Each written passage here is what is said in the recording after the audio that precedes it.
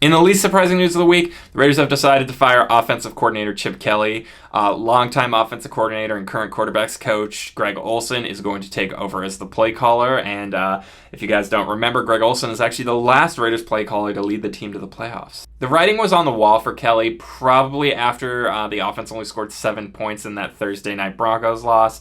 And if that wasn't enough to do it, the 16-point effort against the Dallas Cowboys on Monday Night Football almost sealed his fate. The Raiders probably didn't want to make a big move on a short week, so they wanted to give him one more chance, and then once again, the offense struggled against the Browns, and it just didn't see how the Raiders could possibly salvage this. However, the Raiders have far bigger problems than Chip Kelly.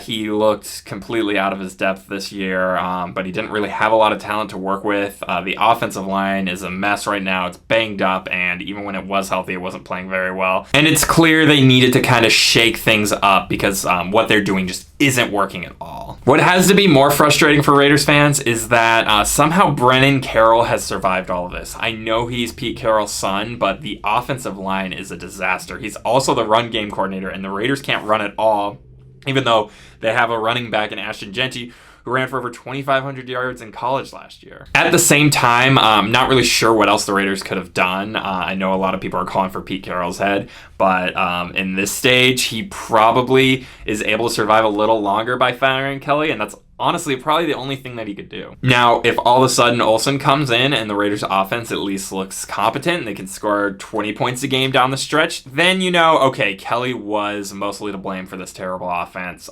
Carroll might be able to get enough juice to get another season.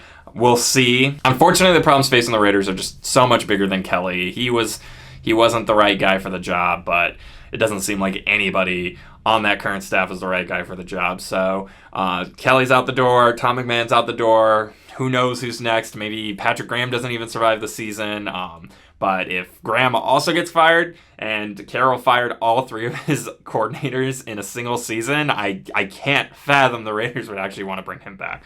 So it's dark days ahead for the Raiders, but if they can finally nail their head coaching hire in the offseason, if they do end up moving on from Carroll, who knows, maybe they can finally get a quick turnaround, but it's hard to be hopeful.